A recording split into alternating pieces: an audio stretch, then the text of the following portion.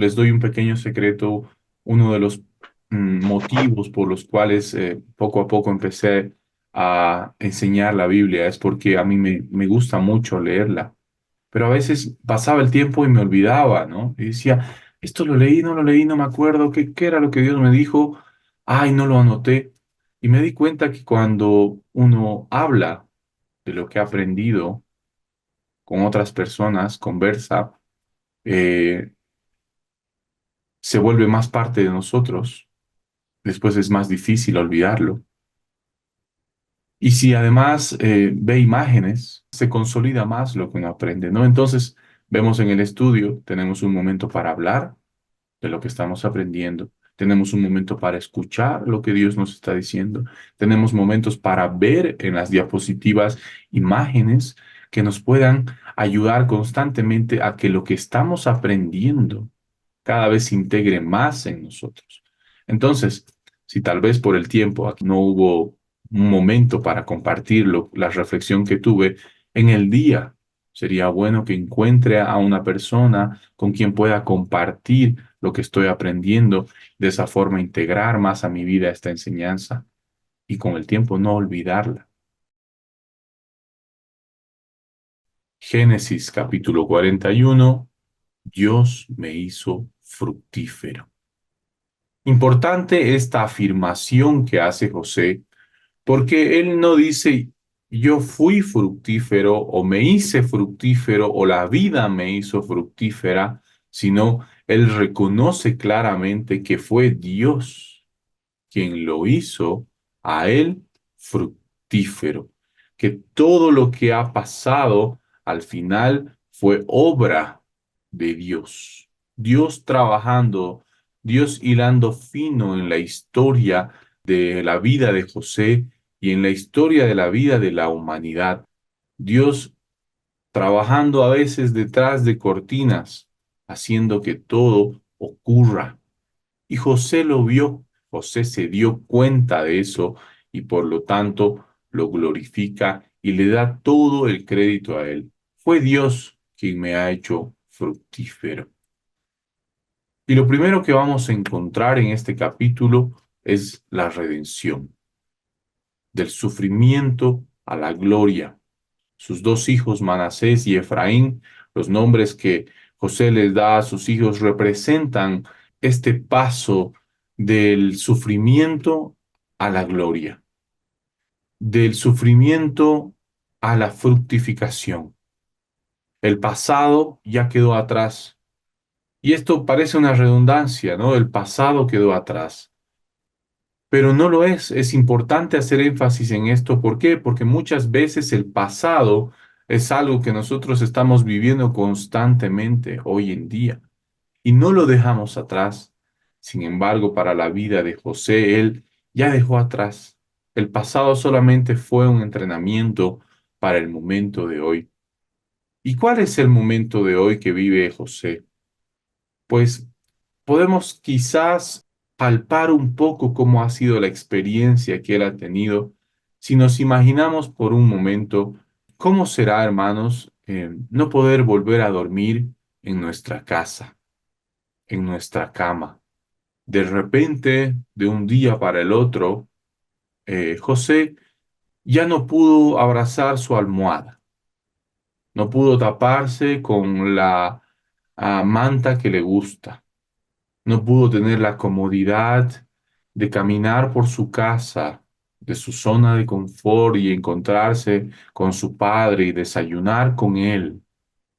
¿Alguno de ustedes, hermanos, tiene, no sé, una almohada favorita? ¿Una posición en la cama que les permite dormir?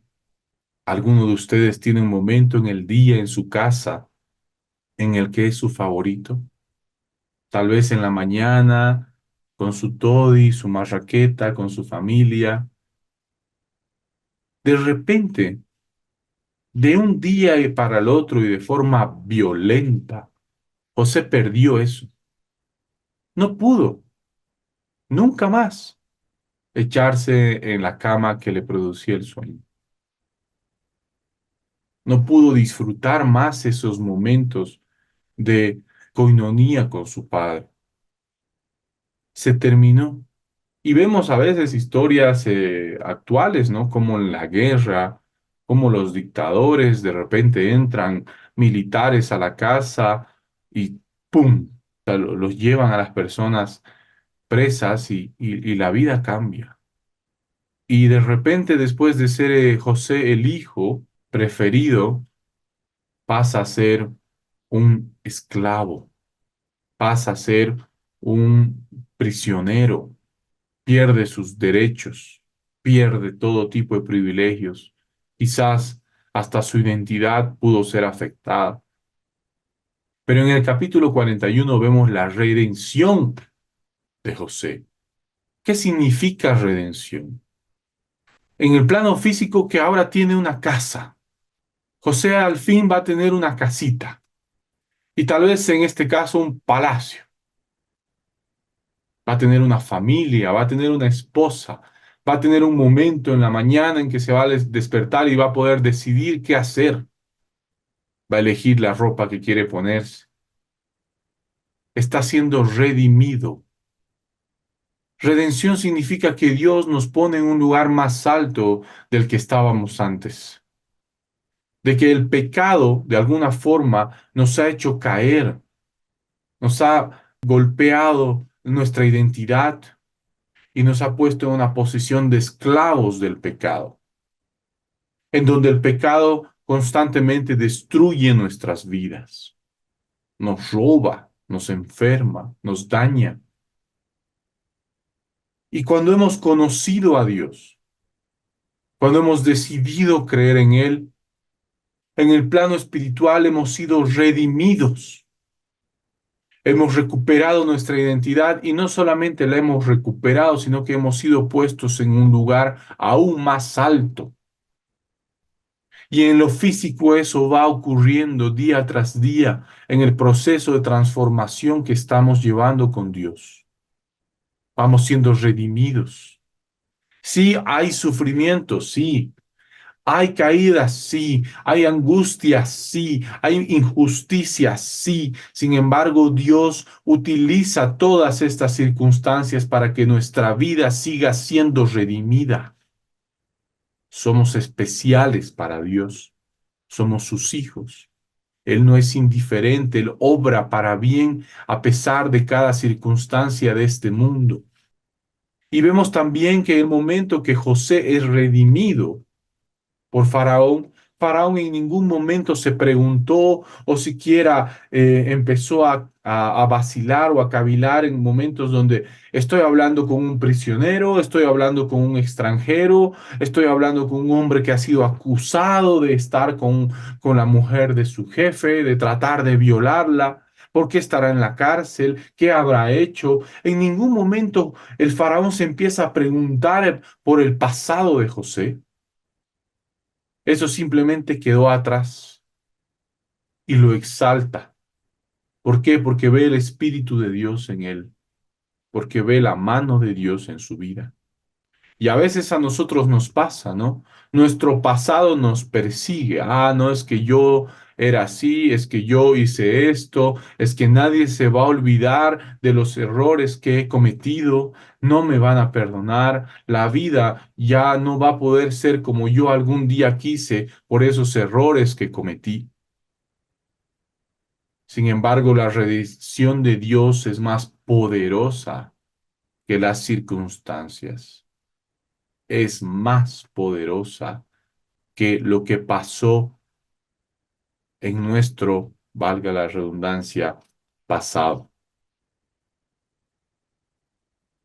En ese momento Faraón simplemente ve el Espíritu de Dios y le dice, ahora tú serás, después de mí, el que tenga más poder en la nación más poderosa del mundo en ese momento. Lo que hiciste antes no importa. Importa lo que es y lo quién eres hoy, lo que Dios ha hecho y está haciendo en tu vida. Y eso es fundamental que lo entendamos. Cada día que pasa, Dios está redimiendo tu vida. Tú estás en este camino, tú estás en este proceso, en un proceso de redención.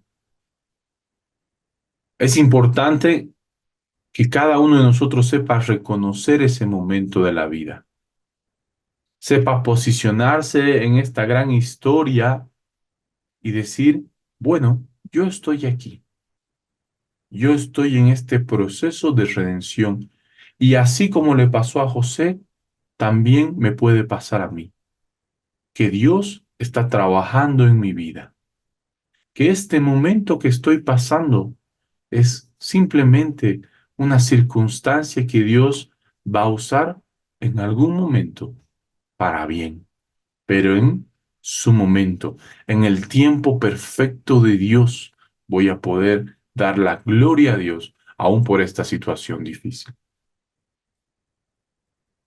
Vamos a ver esto tan importante que se manifiesta en la vida de José, que es la llenura del Espíritu de Dios.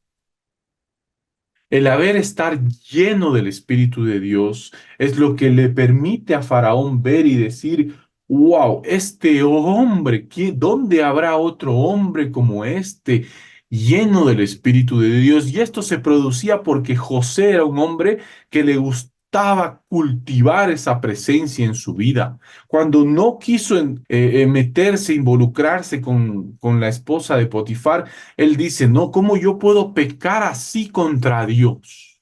Yo no podría hacer eso. ¿Por qué? Porque daña mi relación con Dios. Porque mi relación con Dios, mi comunión con Dios es muy valiosa. Y vemos que esa llenura del Espíritu de Dios es lo que da orden constantemente a su vida, lo que da luz a su vida. ¿Por qué? Porque en el libro de Génesis, hermanos, solamente dos veces se puede ver esta palabra, así como se escribe Espíritu de Dios. En Génesis 1 dice que el mundo estaba oscuro, vacío, y el Espíritu de Dios iba por las aguas. Es el Espíritu de Dios el que lleva del desorden, de la oscuridad, del vacío hacia el orden, la luz y la llenura. Y eso, ese mismo Espíritu que en la creación del mundo trabajó, es el mismo Espíritu que trabajó en la vida de José, llevando su vida de la oscuridad, del desorden, del vacío, a la luz, al orden y a la llenura. Y es lo que ocurre también con nosotros. Y es lo que le permitió a José estar preparado ante cualquier situación. No vemos a un José que se estuvo leyendo todos los libros de los egipcios, porque los egipcios eran unos capos, por decirlo de una forma, eran unos maestros en esto de la interpretación de los sueños. Habían escrito muchos libros, tenían muchas formas de interpretar los sueños. José no estaba en eso. Sin embargo, cuando llega el momento, él está preparado, preparado para glorificar a Dios, preparado para representar a Dios. ¿Qué le produjo estar preparado?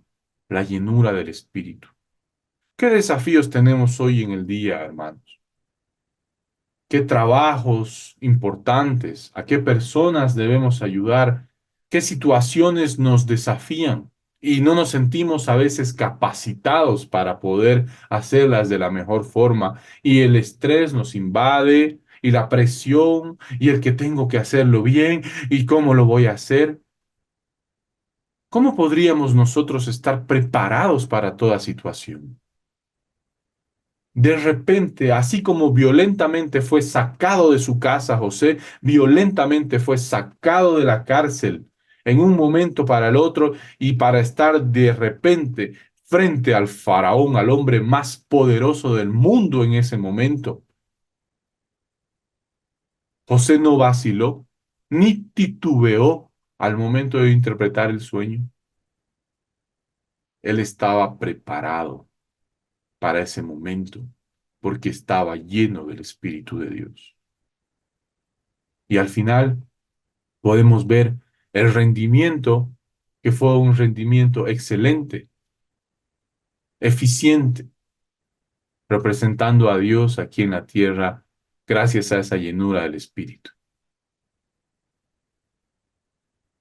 Vamos a ver las cosas del liderazgo que podemos aprender. Y es que el líder de Dios, en este caso José, lo primero que recibe es poder. Si algo le da Faraón, es poder. ¿Y para qué será que recibe poder? Cuando un líder de Dios recibe poder, ¿para qué lo usa? ¿Para qué lo recibe? ¿Será que lo recibe para glorificarse a sí mismo? ¿O para poder cumplir al fin sus caprichos? ¿O para vengarse de los que le hicieron daño? Ahora que tanto poder tiene José, ¿qué va a hacer con la esposa de Potifar? Ahora sí, ahora me tienes que ver.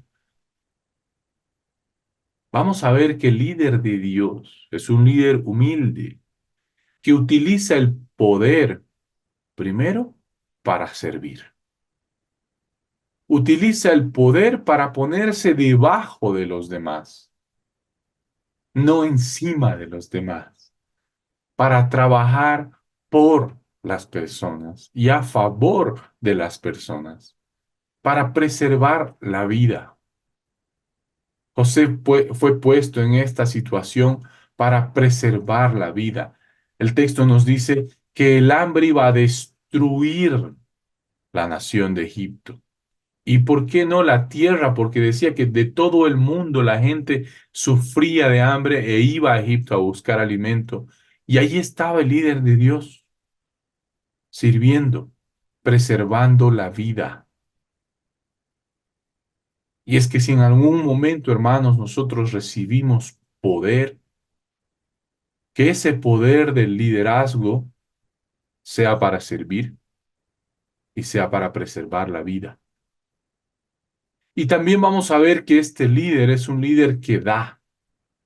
Es un líder que entrega, no es un líder que busca recibir, sino es un líder que constantemente está entregando. ¿Y qué es lo que entrega cuando él se encuentra con Faraón? Sí, cumple el rol de intérprete o de profeta en el que le dice, esto va a pasar y para eso lo llamaron a José.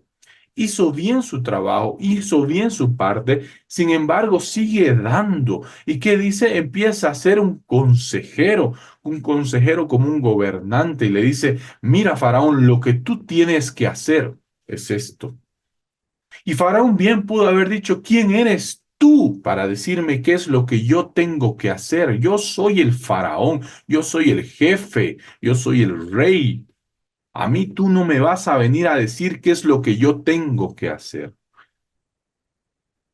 Pero eso no detuvo a Faraón, diré a José. José seguía dando y no solamente interpretó, sino que da el consejo y le dice, usted debería hacer esto. Toda su inteligencia, toda la sabiduría que tenía José la entregó sin tener una sola garantía de que eso le iba a servir para algo.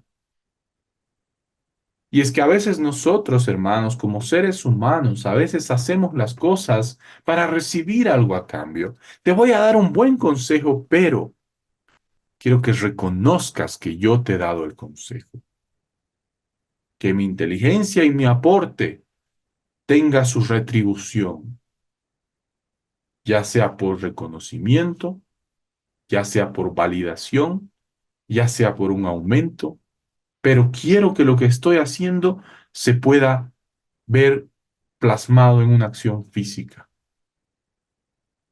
Quizás hasta así somos con Dios. Ah, Dios, lo que hice por ti, tú me debes, me debes.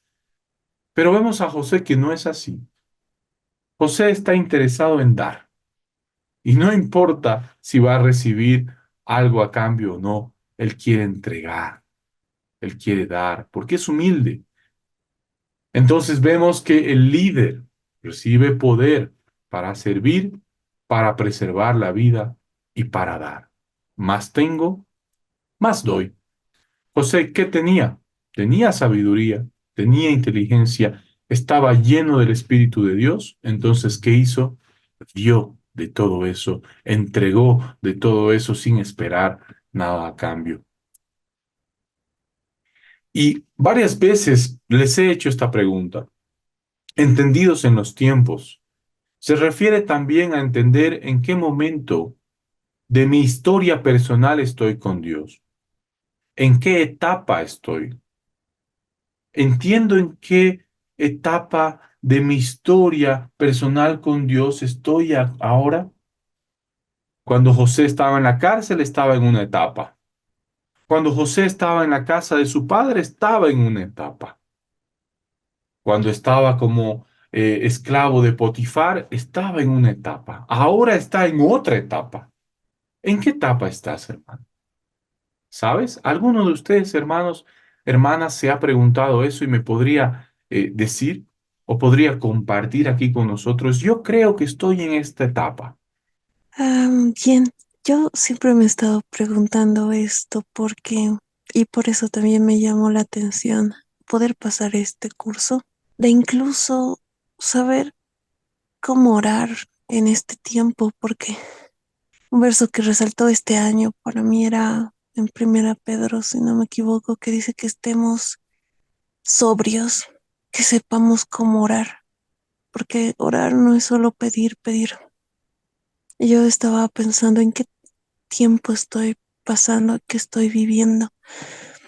Y algo que me decía Dios Abba es, son tiempos de acercarme a Él, de que, como tú decías, hermano, este jardín que cultivamos de su presencia sea, sea mi prioridad, sea mi enfoque, porque pueden venir tiempos más duros, pueden venir posiblemente momentos como a José le pasó, que me que Dios me lleve a sitios donde tal vez va a sostenerme esta comunión que tengo con Dios, este poder que tenía José no solo fue delegado por Egipto, por sus faraones, sino fue a través de Dios primeramente. Entonces, esa autoridad que tenía no fue de la noche a la mañana, se desarrolló en el tiempo, como habíamos estudiado toda su historia, ¿no? Ahora. Y entonces él tuvo ya ese discernimiento. Sé que estoy en esa preparación, pero va a ser en el lugar secreto, dice, ¿no? Como eso siento yo ahora. Hermoso. El poder entender, como dices, ¿no? Que estás viviendo este momento de preparación en la intimidad con el Señor. Estoy en ese momento, estoy en un momento en el que Dios me está preparando. Entonces voy a orar en ese sentido, Señor. Sigue preparándome. Y esto que estoy viviendo actualmente me está preparando. Gracias, Señor. Permíteme absorber todo lo que quieres enseñarme, que no se me escape nada. Aunque es una situación difícil, ya está bien, Señor. Si me está enseñando, permíteme ver lo que me está enseñando. ¿Qué quieres que aprenda en este momento? ¿Para qué me estás preparando? Porque la visión también nos va a dar motivación, ¿sí? ¿Por qué no? Porque miramos y vemos, para esto me está preparando el Señor, vamos, vamos por ahí, quiero caminar este camino. Otro momento en el que vemos al Espíritu de Dios haciendo su trabajo, ¿saben cuándo es? Con Jesús. Dice que Jesús estaba lleno del Espíritu de Dios y fue el Espíritu que lo llevó al desierto. ¿Alguno de ustedes está en el desierto? ¿Está en una etapa seca? Pues es una etapa en el camino con Dios. También el desierto es una etapa en el camino con Dios. Y hay que aprender a reconocerlo. Fue el Espíritu que llevó a Jesús al desierto. ¿Por qué lo llevó al desierto? Porque era bueno, porque era necesario, porque los planes de Dios son mayores y perfectos y más perfectos que los nuestros. Entonces, ¿en qué momento estoy? Y la naturaleza, hermanos, nos va a permitir comprender esta metáfora de los tiempos con Dios. Cuando nosotros vemos una plantita, vemos que atraviesa un tiempo. Primero es pequeña, luego va creciendo y se va fortaleciendo. El tallo se hace más fuerte, más duro, que crecen nuevas ramas. A veces dice que hay que podarla. ¿Y podar qué significa? Cortar ciertas partes que puede dolerle. No sé. Uno se imagina que sí, cortar debe doler, pero de ahí produce un mejor fruto. Y luego la planta en su momento da fruto, pero no lo da inmediatamente. Primero tiene que ocurrir una primavera, un verano, un invierno, un otoño.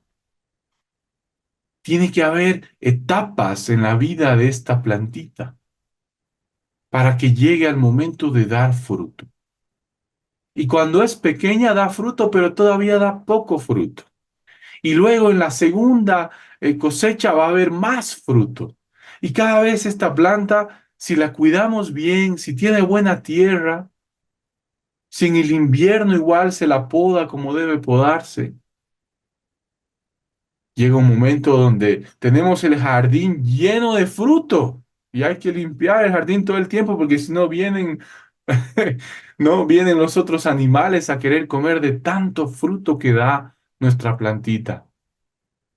Así es nuestra vida, hermanos.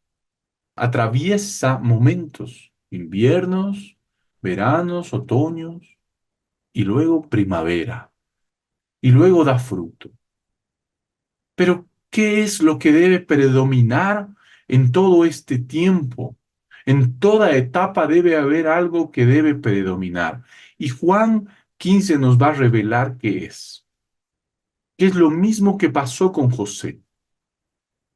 Juan 15, 1 al 11 dice, el que permanece en mí y yo en él, éste lleva mucho fruto. ¿Cómo era José? Era un hombre que cultivaba esa presencia, que valoraba esa presencia, que quería permanecer en él. Su interés, su pasión era permanecer en la voluntad, en el camino y en la presencia de Dios. El que permanece en mí y yo en él, éste lleva mucho fruto.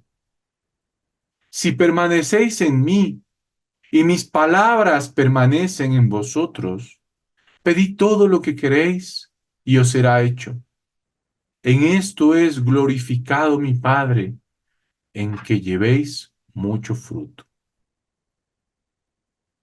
Resulta que Dios quiere que llevemos mucho fruto.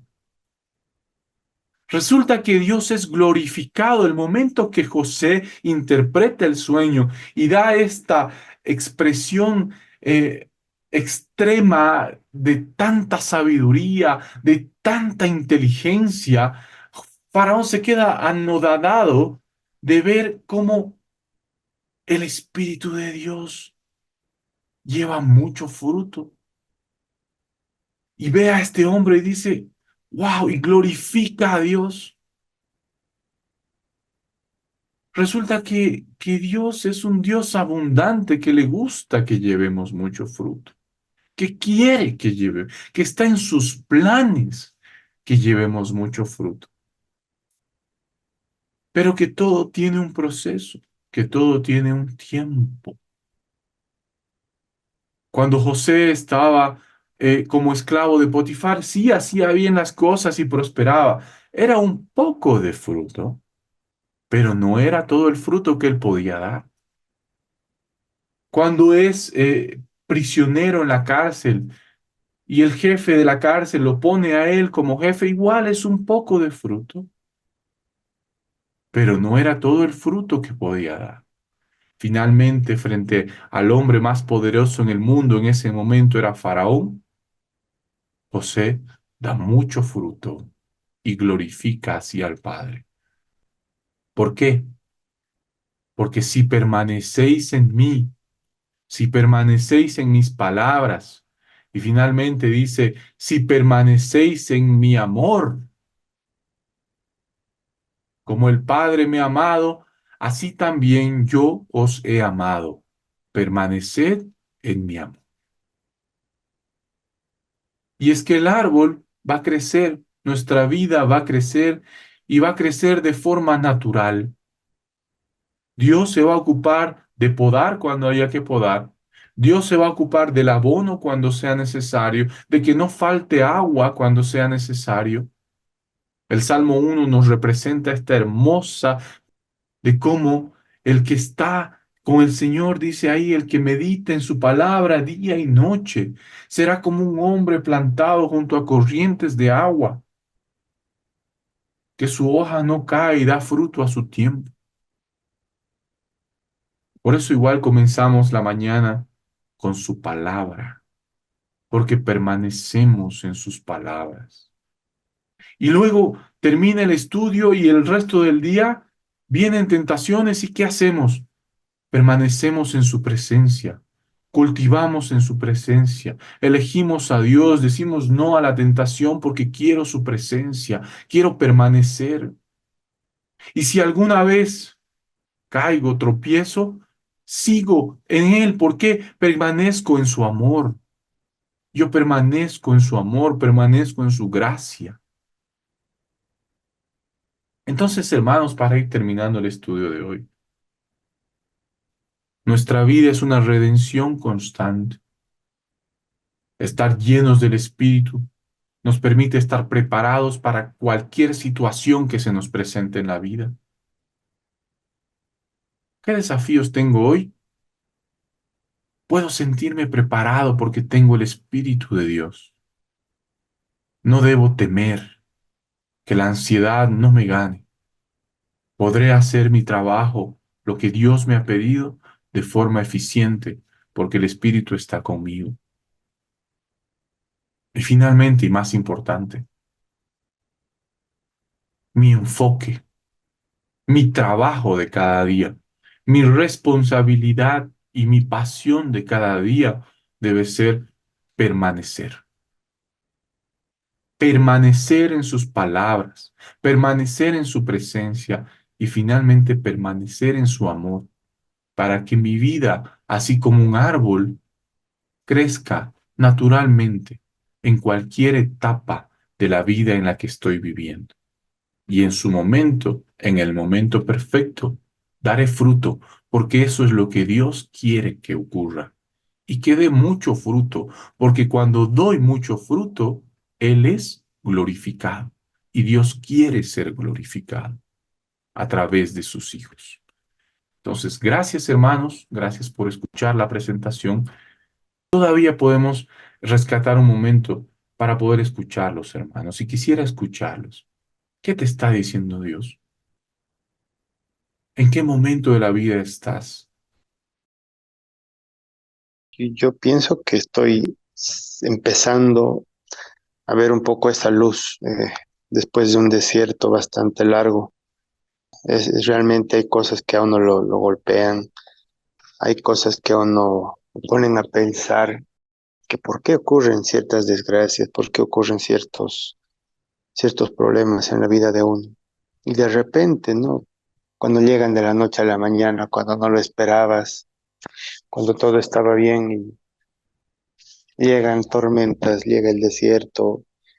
Este estudio me da esperanza, me da una luz respecto a permanecer en el Señor hasta cuando Él diga, hasta cuando Él lo decrete, Él lo declare.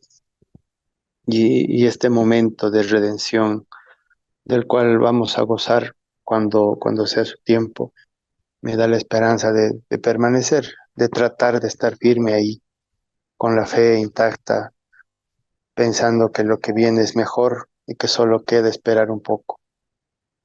Y también rescato mucho el tema del pasado que queda atrás, que a veces nos condiciona y pensamos que cometimos tantos errores que es imposible que el Señor se manifieste en nosotros o que nuestro tren, nuestro tiempo ya pasó con el Señor y que nunca más lo veremos en nuestras vidas. Pues A veces también el enemigo actúa, ¿no? Actúa haciéndonos pensar eso. Y saco esta enseñanza de que, bueno, que el pasado siempre queda, que errores cometemos todos y todo el tiempo, y que a pesar de eso el Señor nos concede su redención. Gracias. Profetizaron sobre mí y me dijeron, veo sobre ti la unción de José. Entonces yo pensé y dije, oh, el Señor me va a poner en lugares altos para administrar, no sé, política o algo.